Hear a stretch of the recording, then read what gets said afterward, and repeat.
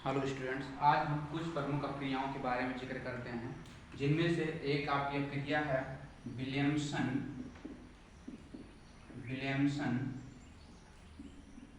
संश्लेषण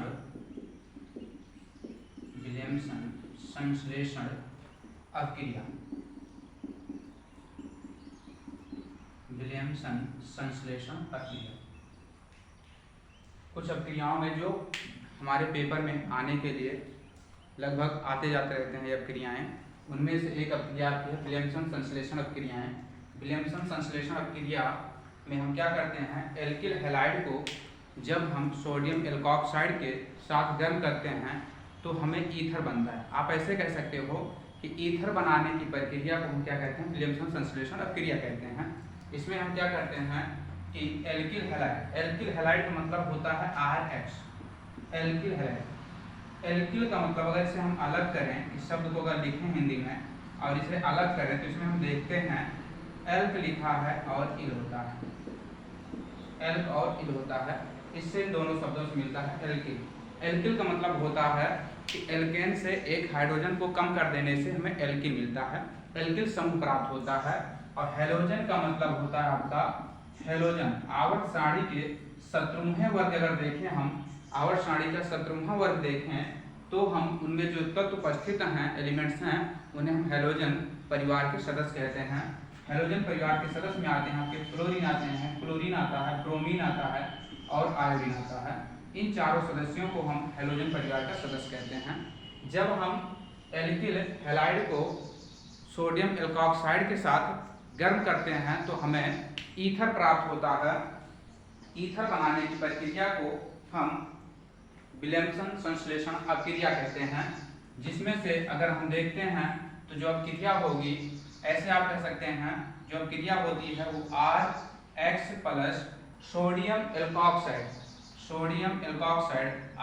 RONA, इन दोनों को गर्म करते हैं तो यहाँ का Na यानी सोडियम और यहाँ का हैलोजन परमाणु दोनों जो है आपका NaX बनाते हैं और हमें मिलता है ROR। ईथर का संकेत ही होता है कि ऑक्सीजन की दोनों संयोजकताएं यदि दो एल्किल समूहों से संयोजित होती हैं तो उसे हम ईथर कहते हैं। ऑक्सीजन की दो संयोजकताएं यदि दो एल्किल समूह या दो एरिल समूहों से संयोजित हों तो उसे हम ईथर कहते हैं, जिसमें से आपका है RX यानी कि एल्किल हैलाइड को सोडियम एल्कोक्साइड, हम इस तरीके से पीछे से लेते हैं नाम, Na सोडियम एल्कोक्साइड एल्क और ऑक्सीजन को हम ऑक्साइड लिखते हैं, ऑक्साइड दोनों मिला लेते हैं, एल्कोक्साइड बनता है तो सोडियम एल्कोक्साइड प्राप्त होता है। तो हम लिखेंगे इसको कि एल्किल हैलाइड, इसकी जो थ्योरी होगी वो होगी एल्किल हैलाइड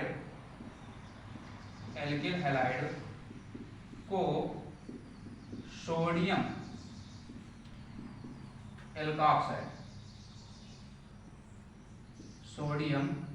एल्कोक्साइड के साथ गर्म करने पर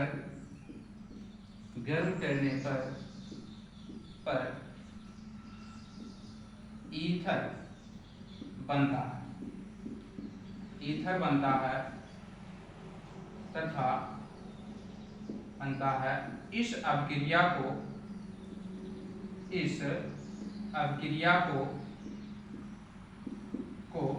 विलियमसन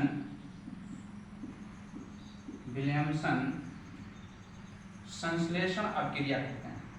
इस अपक्रिया को हम विलियमसन संश्लेषण अपक्रिया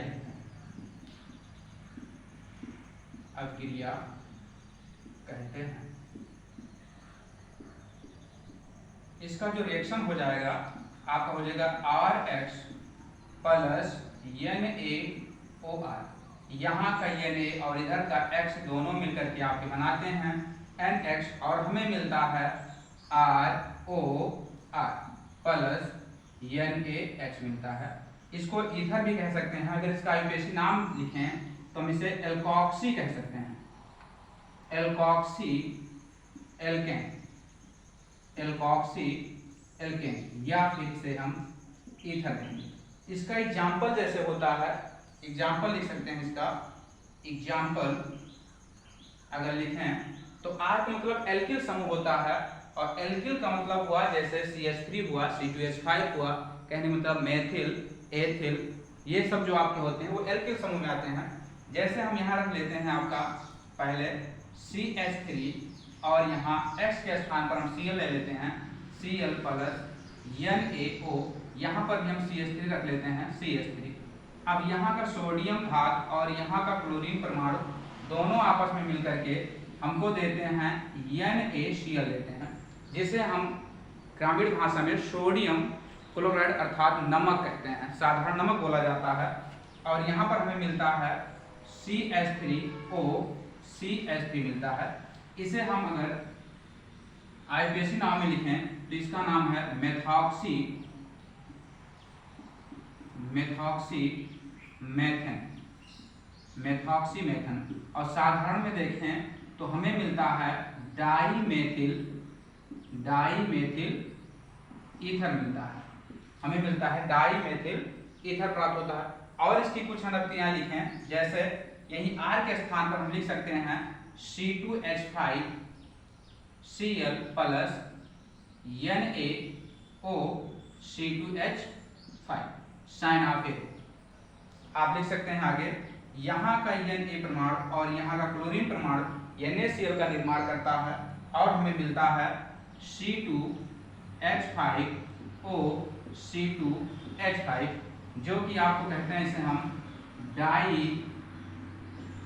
एथिल ईथर कहते हैं, इसका नाम है डाई एथिल ईथर। और हमें यहाँ मिल जाता है NaCl परमाणु प्राप्त होता है, NaCl यौगिक प्राप्त होता है, जिसे हम साधारण नमक कहते हैं।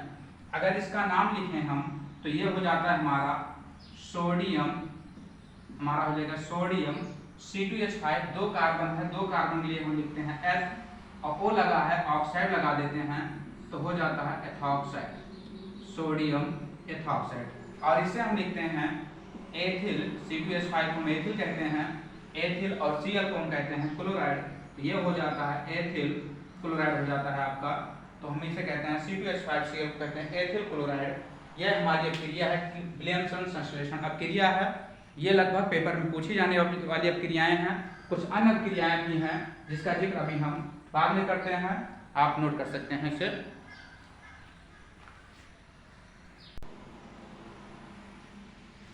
ये अपक्रिया संपन्न हुई आपकी। इसके बाद हम पढ़ते हैं इसी से एक अपक्रिया रिलेटेड कुछ जो है, जिसे हम कहते हैं ऊर्ज अपक्रिया कहते हैं आपका। ये थी आपकी विलियमसन संश्लेषण अपक्रिया थी।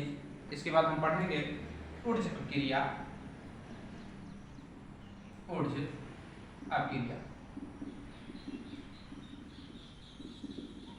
ऊर्ज अपक्रिया। इसमें क्या होता है कि एल्किल हैलाइड के 2 अणु को, इसमें एल्किल हैलाइड के 2 अणु को सोडियम धातु के साथ, एल्किल हैलाइड के 2 अणु को सोडियम धातु के साथ शुष्क ईथर की उपस्थिति में हम गर्म करते हैं, शुष्क ईथर की उपस्थिति में हम गर्म करते हैं तो हमें एल्केन प्राप्त होता है। इसमें क्या करते हैं हम एल्किल हैलाइड, एल्किल मतलब RX, एल्किल हैलाइड, ये पूरा आपका एल्किल हैलाइड है। और इसको हम क्या करते हैं, इसका 2 अणु ले लेते हैं हम लोग, एक और ले लेते हैं RX, और इसको हम सोडियम धातु के साथ गर्म करते हैं, सोडियम धातु के साथ। आप जानते हैं सोडियम धातु क्या है, आपको पता है सोडियम धातु को हम केरोसिन में रखते हैं, क्योंकि यह जल के साथ, अगर जल के साथ अपक्रिया करा दी जाए तो यह जल के साथ अपक्रिया करके बहुत तेज से थोड़ा विस्फोट उत्पन्न करती है, जो कि हाइड्रोजन गैस के कारण होता है। यह आपका है RX प्लस Na, और ये एल्किल हैलाइड के 2 अणु को हम जब क्या करते हैं सोडियम धातु के साथ अपक्रिया कराते हैं शुष्क ईथर की उपस्थिति में, तो हमें एल्केन प्राप्त होता है। तो हम लिख सकते हैं यहाँ पर कि एल्किल, लिख सकते हैं एल्किल हैलाइड, एल्किल हैलाइड को सोडियम धातु के साथ, सोडियम धातु के साथ, धातु के साथ शुष्क ईथर की उपस्थिति में, शुष्क ईथर की उपस्थिति में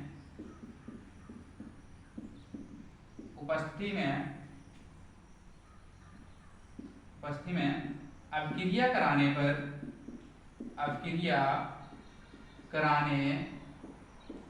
पर एल्केन प्राप्त होता है। एल्केन प्राप्त होता है। इसमें क्या होता है आपका, ये चीज मिलता है आपको Rx को Na और Rx को हम जब Na के साथ क्रिया कराते हैं तो हमें एल्केन प्राप्त होता है।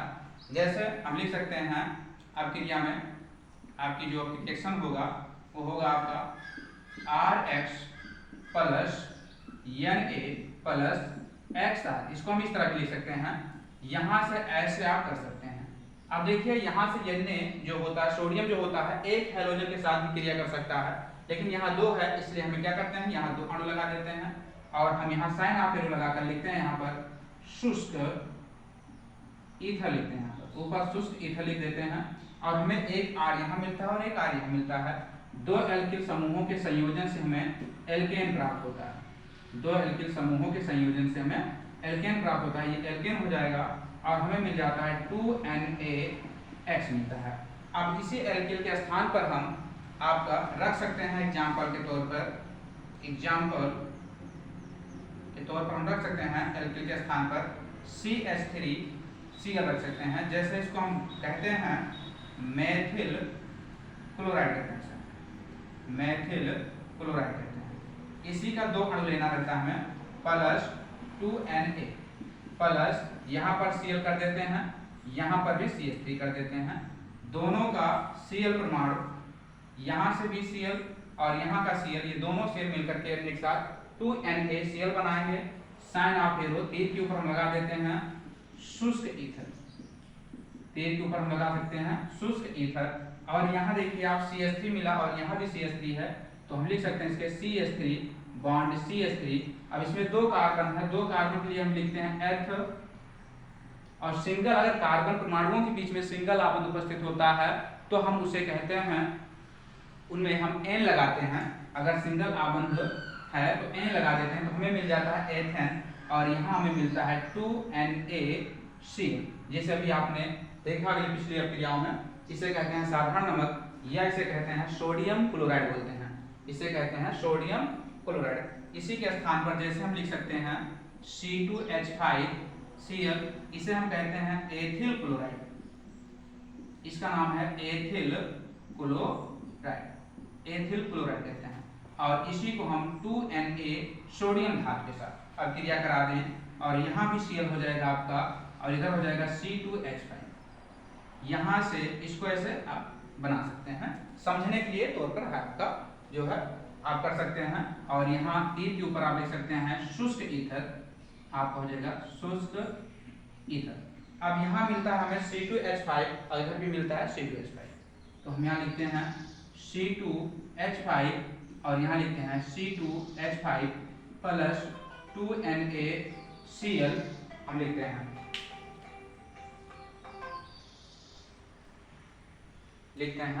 और दो कार्बन मिलकर के बनाते हैं 4 कार्बन, और 4 कार्बन हम लिखते हैं ब्यूट, और ब्यूट में N लगा देते हैं, ब्यूट में हो जाता है ब्यूटेन, ये आपका मिलता है। इसे कहते हैं हम उच्च अभिक्रिया, आपका ये है, यहाँ मेथिल क्लोराइड है, ये भी मेथिल क्लोराइड होगा क्योंकि इसका दो अणु लेते हैं, ये आपका एल्किल हैलाइड है, ये भी आपका एल्किल हैलाइड है। इसे आप क्रिया के तौर पर एग्जांपल के तौर पर हम ऐसे भी कह सकते हैं कि मेथिल क्लोराइड को जब शुष्क ईथर की उपस्थिति में सोडियम धातु के साथ गर्म करते हैं तो हमें एथेन प्राप्त होता है। आप ऐसे भी लिख सकते हैं, या आप अगर इसे लिखना चाहते हैं तो आप इस तरह लिख सकते हैं, दोनों प्रकार से है। आप क्रिया को नोट कर सकते हैं। धन्यवाद।